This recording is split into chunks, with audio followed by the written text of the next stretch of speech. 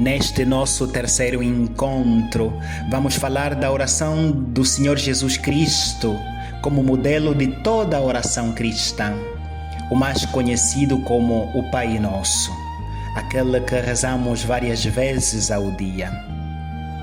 Se a oração é uma conversa com o Pai, com o nosso Pai, com Deus, de que nos ensinou nosso Senhor Jesus Cristo, qual então será a forma e o conteúdo desta conversa, deste diálogo com o Pai?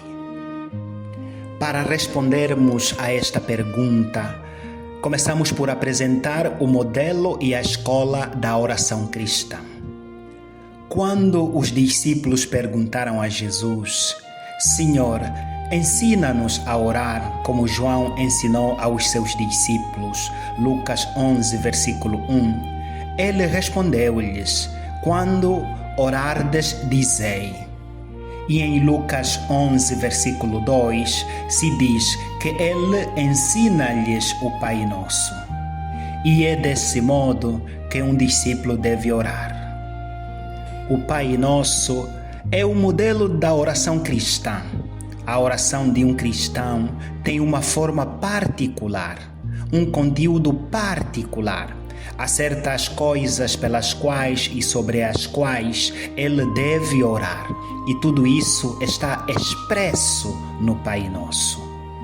A oração de um discípulo de Cristo é completamente diferente da de um pagão religioso que se dirige ao templo com uma oferenda à divindade na esperança de obter um favor. Muitas vezes, a oração nas religiões naturalistas consiste em pedir a Deus ajuda para os próprios problemas.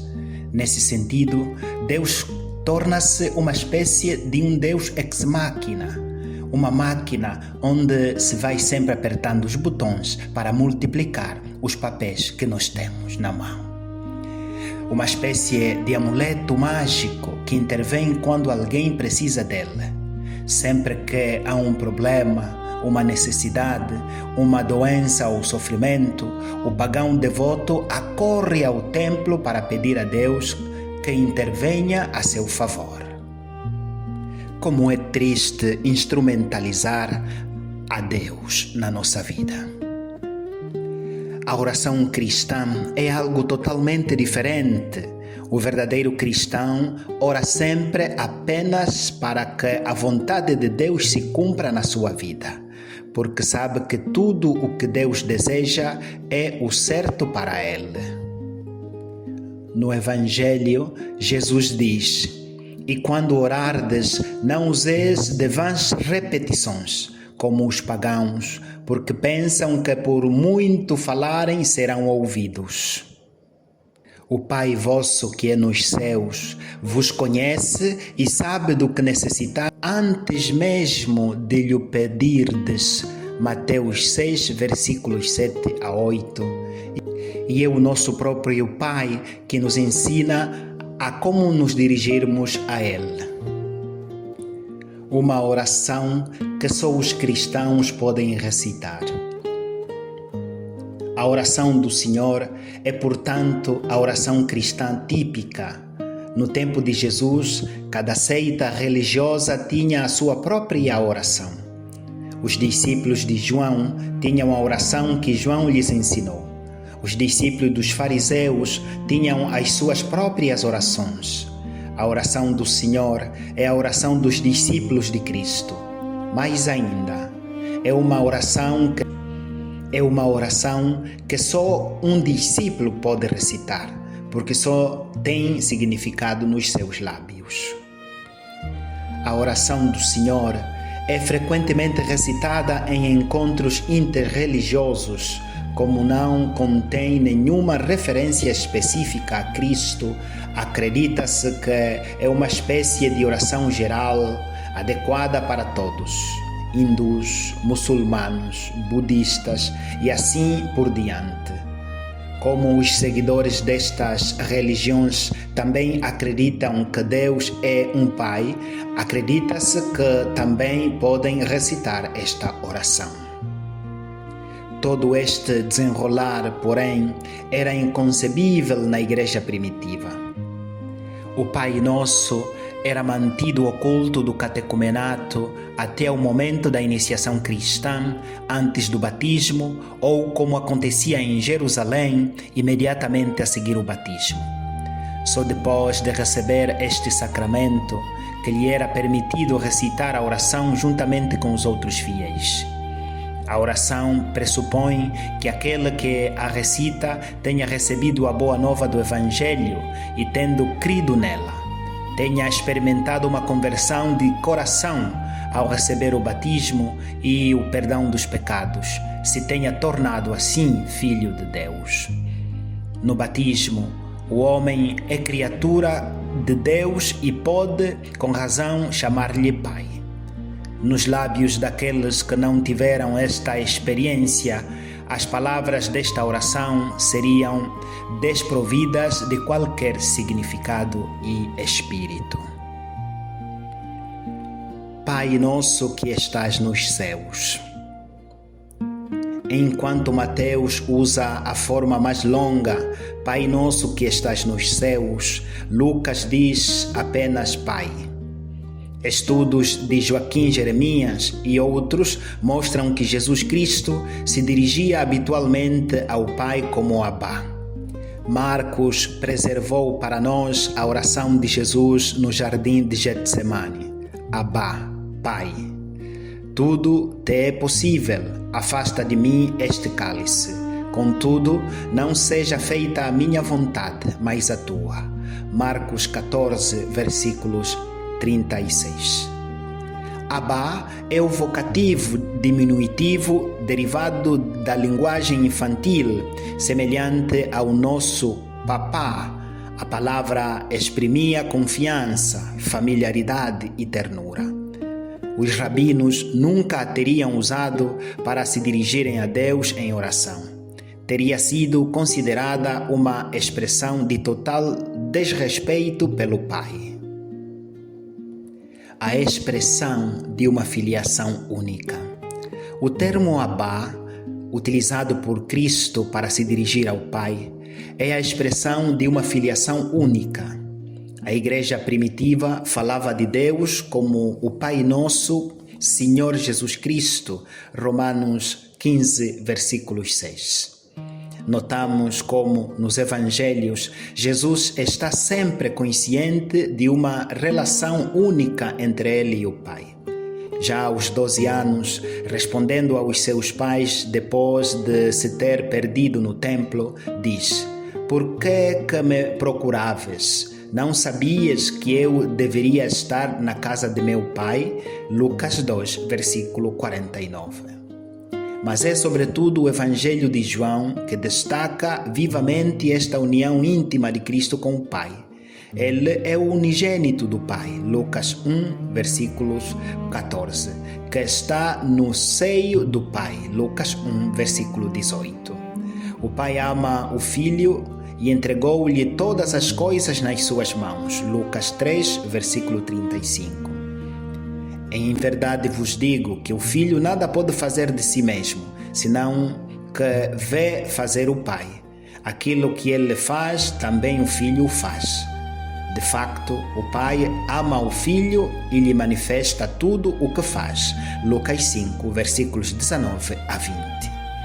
Disse-lhe Filipe: "Senhor, mostra-nos o Pai, e isso nos basta." Jesus respondeu-lhe: "Há tanto tempo estou convosco e ainda não me conheces, Filipe? Quem me vê, vê o Pai. Como podes dizer, mostra-nos o Pai? Não crês que eu estou no Pai e que o Pai está em mim? As palavras que eu vos digo, não as digo por mim mesmo, mas o Pai que está em mim realiza as suas obras. Crede-me que eu estou no Pai e que o Pai está em mim. Ou então, crede-me pelas próprias obras." João 14, versículos 8 a 11. Em João, o termo filho está reservado a Jesus e o termo criatura aos discípulos. Ele é o Filho unigênito no verdadeiro sentido da palavra. o Filho amado, Marcos 12, versículos 6. Em João, o termo filho está reservado a Jesus e o termo criatura aos discípulos. Ele é o unigênito no verdadeiro sentido da palavra. O Filho amado, Marcos 12, versículos 6. Jesus, por outro lado, nunca se dirige a Deus com o título de Pai Nosso, como se Deus pudesse ser o seu Pai e o Pai dos seus discípulos da mesma forma. Ide ter com os meus irmãos e dizei-lhes: subo para o meu Pai e vosso Pai. João 20, versículo 17. A filiação divina dos cristãos. Seus discípulos ficaram surpreendidos e até um pouco tolos por Jesus usar o termo Abá para se dirigir ao Pai. Podemos imaginar o quão mais perplexos e surpreendidos ficariam ao saber que os cristãos podem dirigir-se a Deus da mesma forma. Como dizem as palavras da liturgia, só depois da ordem expressa do Senhor ousariam chamar-lhe Abá, Pai. Deus deu-nos o Espírito do seu Filho, o Espírito que clama, Abá, Pai. Assim, já não sois escravos, mas filhos. E se és filho, és também herdeiro do amor de Deus. Gálatas 4, versículos 4 a 7. Pois não recebestes um espírito de escravidão para viverdes com medo. Em vez disso, recebestes o espírito de adopção, por meio do qual clamamos Abá, Pai. O próprio Espírito testemunha com o nosso espírito que somos filhos de Deus. E se somos filhos, somos também herdeiros, herdeiros de Deus e co-herdeiros com Cristo, se de facto participamos dos seus sofrimentos, para que também participemos da sua glória. Romanos 8, versículos 15 a 18. A filiação divina dos cristãos não é algo metafórico, pois, com o batismo, são chamados a participar na própria vida de Deus.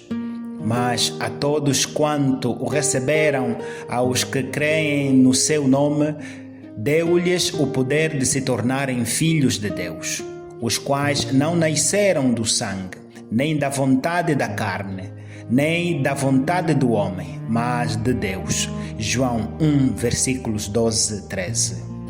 Vejam como é grande o amor que o Pai nos concedeu. Sermos chamados filhos de Deus. E de facto somos filhos de Deus. Por isso, o mundo não nos conhece, porque não o conheceu.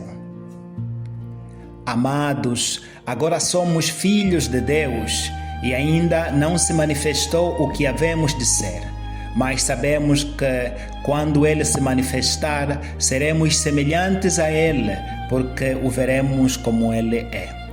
1 João capítulo 3, versículos 1 a 2. Nos céus. A expressão no céu serve para, de certa forma, evitar o risco de familiaridade excessiva. Embora nos possamos dirigir a Deus como Abá, nunca nos devemos esquecer de que Ele permanece Deus totalmente transcendente. Santificado seja o vosso nome. Na Bíblia, um nome indica a pessoa, o futuro, a personalidade e a missão de um indivíduo. Quando Pedro, por exemplo, é chamado Kefa, rocha, Mateus 16, versículos 18, por Jesus, isso significa que a partir desse momento ele se tornaria a rocha sobre a qual a igreja seria edificada. O nome de Deus expressa a sua personalidade íntima e profunda, incognoscível, inefável, quando ele revela o seu nome Yahvé a Moisés, Êxodos 3, versículos 14, esta não deve ser considerada a definição filosófico-metafísica do seu ser, mas uma promessa existencial da sua presença entre o seu povo. O nome de Deus é aquilo pelo qual ele se revela. O seu propósito é comunicar quem Deus é àqueles que o conhecem, àqueles sobre os quais o seu nome foi invocado e que têm o seu nome. Conhecer o nome de Yahvé significa conhecer o que lhe é devido e, portanto, conhecê-lo como aquele que sustenta Israel com a sua presença protetora. Assim que quando oramos, santificado seja o teu nome, oramos para que Deus manifeste a sua santidade para a salvação da humanidade, através da revelação da sua glória e do seu poder. Quando Jesus ora em João 12, versículos 28, Pai, glorifica o teu nome, é precisamente isso que ele quer dizer. Na cruz de seu Filho, o Pai revelou o seu poder e glória. Para a salvação da humanidade, ele enviou o seu Filho e ressuscitou por nós. Quando oramos, santificado seja o teu nome, oramos para que este poder, esta glória, seja aceite por todos, para que todos os homens possam beneficiar dele e glorificar a Deus pela maravilha do seu amor pela humanidade. Venha a nós o vosso reino. O reino de Deus não é a tradução exata da expressão Basileia thu Theó, em grego. Não indica o lugar físico onde Yahvé exerce o seu poder, mas sim as obras através das quais Deus se revela na sua condição de rei. O Antigo Testamento fala de 3 formas diferentes do poder real de Yahvé. Em primeiro lugar, Yahvé é definido como o rei de Israel, a quem ele libertou da escravidão do Egito e com quem fez uma aliança, elegendo-o como seu povo eleito. Após a conquista da terra prometida, não existiam reis em Israel, dado que o único e verdadeiro rei daquele povo era Yahvé. Posteriormente, os reis que eram nomeados eram considerados meros representantes de Yahvé, em nome do qual reinavam. Em segundo lugar, Yahvé é o rei da criação. Os chamados salmos da coroação aclamam Yahvé como Criador e Rei. Por exemplo, o Salmo 47, 93, 96, 97 e 98. Quem não te temerá, ó Rei das Nações? Mas o Senhor é o Deus verdadeiro, o Deus vivo e o Rei eterno. A sua indignação, a terra treme e os povos não podem resistir à sua fúria. Jeremias 10, versículos 7 a 10. Em terceiro lugar, Yahvé é rei no sentido escatológico, isto é, em referência à vinda final e definitiva do seu reino. Quando ele reinará plena e totalmente sobre todas as coisas e será reconhecido e venerado por todos. O mal será eliminado e haverá perfeita harmonia na criação. Isaías 11, versículos 1 seguintes, Malaquias 1, versículos 14. Jesus inaugura o reino de Deus. As expectativas e esperanças do Antigo Testamento realizam-se na pessoa de Jesus, que inaugura o reino de Deus, ainda que não em glória, mas de modo muito real, o que implica uma ruptura com tudo o que veio antes, uma espécie de hiato na história do mundo. O reino de Deus é algo mais do que um reino fortalecido e consolidado. Ele elimina tudo o que o precedeu. Ele vem tal como o dia vem, ou o dia de Yahvé. Ele irrompe. Estes termos reforçam a impressão de que estamos perante um acontecimento absolutamente único, sem qualquer precedente. Ele está presente no mundo na pessoa de Jesus. Lucas 17, versículos 21. Os milagres que ele realizou são sinais da presença do reino, e nas parábolas ele nos fala de diferentes aspectos do mistério do reino. Com a paixão, morte e ressurreição de Cristo, o reino de Deus chega com poder. O reinado de Satanás é derrotado. Os pecados dos homens são perdoados e o mundo é reconciliado com Deus. Os Atos dos Apóstolos falam do Espírito Santo ser derramado sobre os homens, e o Evangelho de João fala da vida nova que Jesus dá aos homens. Aguardamos ainda a vinda final do reino da glória. É precisamente por isso que rezamos no Pai Nosso: venha a nós o vosso reino. Oramos, pois, pela vinda do novo céu e da nova terra, quando Deus enxugará todas as lágrimas dos olhos dos homens, e não haverá mais morte, nem pranto, nem clamor, nem dor. Apocalipse 21, versículos 4. Seja feita a vossa vontade, assim na terra como no céu. Tertuliano, um padre da igreja do primeiro século, disse que, ao recitarmos esta oração, nos exortamos à paciência.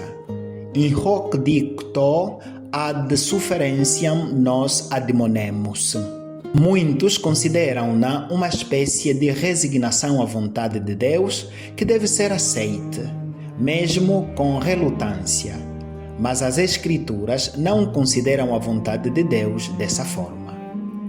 Para a Bíblia, a vontade de Deus é a felicidade do homem, mas Deus só pode conduzir os homens a essa felicidade quando eles consentem que Deus realize os seus planos. O mal do mundo surgiu porque o homem se recusou a aceitar a vontade de Deus no início da criação. Gênesis capítulo 3. A história da salvação, que começou com Abraão, é a tentativa de Deus de ensinar aos homens a viverem de acordo com a sua vontade. Abraão aceita a vontade de Deus, mesmo que isso significasse sacrificar o seu próprio filho Isaque, e assim torna-se o pai de todos os crentes. Gênesis capítulo 22, versículos 15 a 18. O Antigo Testamento oferece-nos exemplo de abandono à vontade de Deus. Assim, em 1 Samuel capítulo 3, versículo 18, Eli diz a Samuel que lhe trouxera más notícias da parte do Senhor. E, Senhor, que faças o que te pareça bem. E Tobias, tendo ficado cego, orou: faz agora como quiseres. Ordena que me tirem a vida, para que eu seja tirado da terra e me torne pó. Tobias, capítulo 3, versículos 6. O Novo Testamento oferece-nos o exemplo de Maria. O aceitar a vontade de Deus torna possível que Ele inicie a obra de salvar o mundo. Eis aqui a serva do Senhor, faça-se em mim segundo a tua palavra. Lucas 1, versículos 38. A carta aos Hebreus coloca as seguintes palavras nos lábios de Cristo quando ele entra no mundo: sacrifícios e ofertas não quiseste, mas um corpo me preparaste. Holocaustos e ofertas pelo pecado não te agradam. Então eu disse: eis-me aqui. Pois está escrito a meu respeito no rolo do livro, para que faças a tua vontade, ó Deus. Hebreus 10, versículos 5 a 7. Aos discípulos que lhe levaram a comida em Samaria, Jesus disse: a minha comida é fazer a vontade daquele que me enviou e concluiu a sua obra. João 4, versículo 34. E no jardim do Getsemane, orou assim: Abá, Pai, tudo é possível, afasta de mim este cálice. Contudo, não seja o que eu quero, mas o que tu queres. A aceitação da vontade do Pai por Jesus tornou possível a Deus realizar a obra da salvação através da paixão, morte e ressurreição de Cristo. quando oramos para que a vontade de Deus seja feita, queremos dizer que oramos para que o plano de Deus para a salvação e a felicidade dos homens e das mulheres se cumpra. Com a expressão como no céu, queremos dizer que a vontade de Deus, que já está plenamente cumprida no céu, também pode ser igualmente cumprida na terra. Dá-nos hoje o nosso pão de cada dia. A palavra hoje pode significar o presente e pode significar o amanhã. Esta petição tem um significado no presente e também um significado escatológico, e seria um pedido do pão material do hoje, um pão físico, e também um pedido do pão da vida. Portanto, estamos a rezar pelo sustento necessário para caminharmos com fé no reino de Deus. Alguns padres da Igreja também aplicaram estes conceitos à Eucaristia. A Eucaristia é o pão que nos sustenta no hoje em direção ao reino de Deus. É o pão da vida, é o pão da salvação. Contudo, não há dúvida de que esta petição também se refere ao alimento material, o pão necessário para nutrir o corpo. O pão entende-se também não só alimento, mas também vestuário, um abrigo e tudo o mais necessário para vivermos neste mundo de modo alegre e feliz. Pedir-nos para rezarmos pelo pão nosso de cada dia, Jesus ensina-nos também a viver um dia de cada vez, sem nos preocuparmos com o futuro longínquo e desconhecido. Por isso vos digo, não vos inquieteis quanto à vossa vida, pelo que haveis de comer ou pelo que haveis de beber, nem pelo vosso corpo, nem pelo que vestir. A vida não é mais importante do que a comida, e o corpo mais importante do que a roupa. Os gentios procuram todas estas coisas, pois o Pai Celeste sabe que vós precisais delas. Procurai, pois, em primeiro lugar o reino de Deus e a sua justiça, e todas as coisas vos serão dadas por acréscimo. Mateus 6, versículos 25, 26, versículos 32, 33. Tal como o povo de Israel no deserto recebia do céu a sua porção diária de maná, e precisava de tomar para si apenas o necessário para o dia, Êxodo 16, versículos 1 a 36, Jesus ensina-nos a pedir o pão necessário apenas para cada dia. Diariamente somos solicitados a reconhecer as nossas necessidades diante de Deus, vivendo assim na pobreza de espírito que nos torna dignos de entrar no reino de Deus. Mateus 5, versículos 3. Perdoai-nos as nossas ofensas. Mateus diz: perdoai-nos as nossas ofensas, enquanto Lucas diz: perdoai-nos os nossos pecados. A expressão tem, antes de mais, um significado escatológico. O que se pede em oração é, acima de tudo, o perdão. A misericórdia de Deus no grande dia do juízo que se aproxima. Mas esta petição não se refere apenas ao perdão futuro.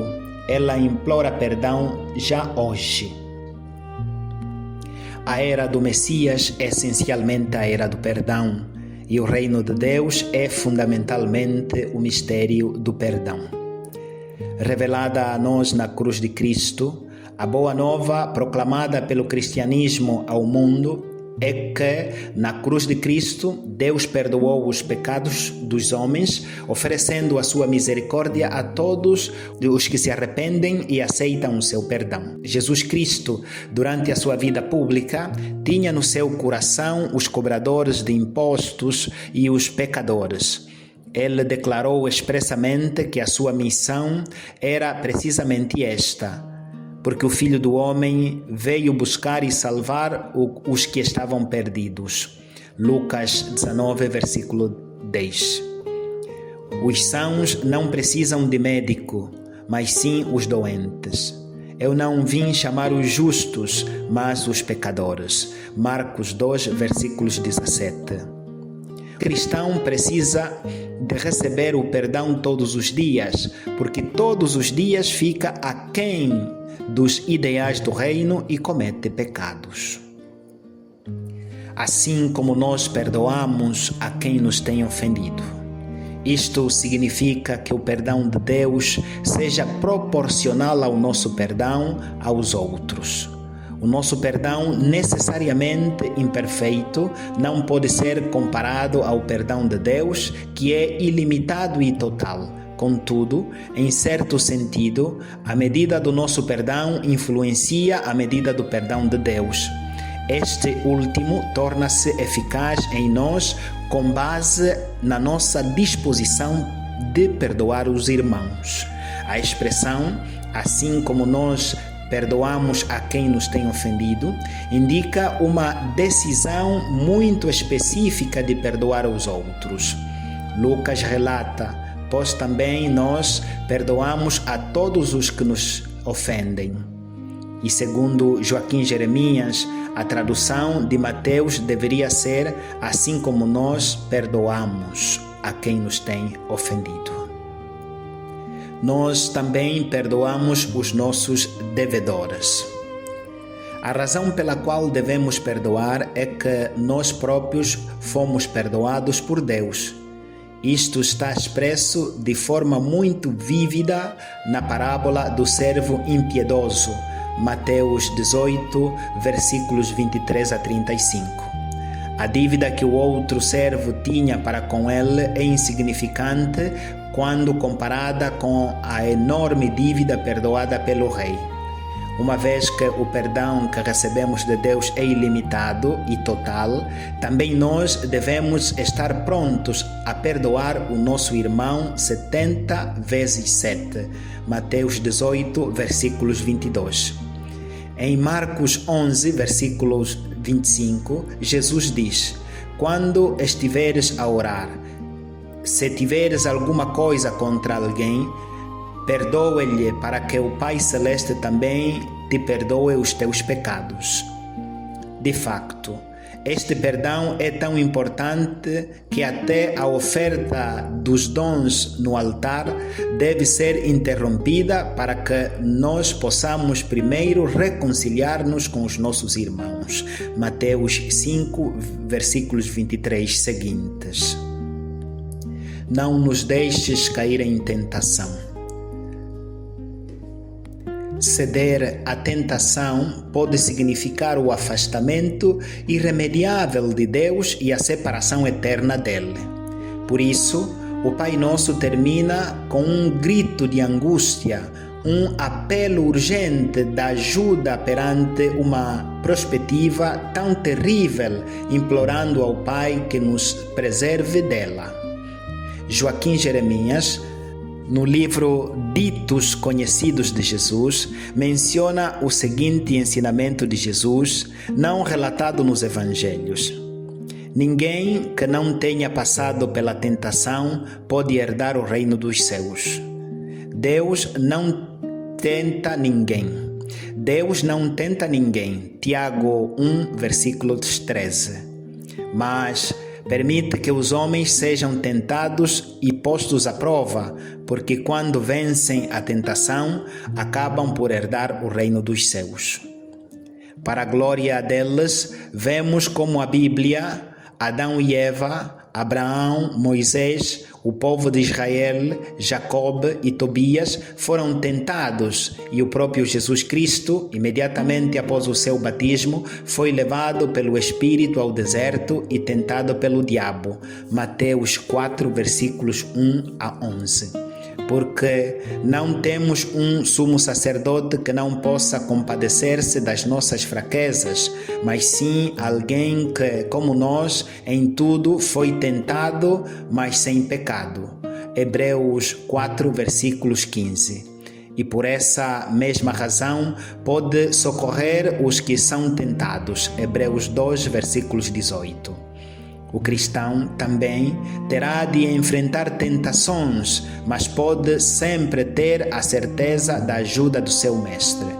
Jesus disse a Pedro: Simão, Simão, eis que Satanás vos pediu para vos peneirar como trigo, mas eu roguei por ti, para que a tua fé não desfaleça. E tu, quando te converteres, fortalece os teus irmãos. Lucas 22, versículos 31 a 32. Mas livrai-nos do mal. Livrai-nos do mal pode ler-se do seguinte modo: livrai-nos do maligno, isto é, de Satanás. O Novo Testamento refere-se frequentemente a Satanás como o maligno. Mateus 13, versículos 19, João 17, versículos 15, 1 João, capítulo 2, versículos 13 e 14, 1 João, capítulo 3, versículos 12, 1 João, capítulo 5, versículos 18 e 19, Efésios 6, versículos 16. São Pedro diz: sede sóbrios e vigilantes, o vosso adversário, o diabo, anda em derredor como leão que ruge, procurando alguém para devorar. 1 Pedro, capítulo 5, versículos 8. Conclusão. Ao apresentar o Pai Nosso, Jesus diz: portanto, deveis orar assim. Mateus 6, versículos 9. O Pai Nosso é o modelo de oração para todos os cristãos. As orações cristãs, uma verdadeira escola de oração, são a expressão da nossa relação íntima com o Pai em Jesus Cristo.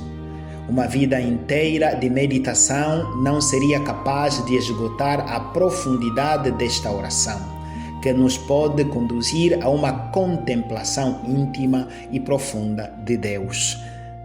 Eis que temos a graça de chamar a Deus de nosso Pai com a oração do Pai Nosso.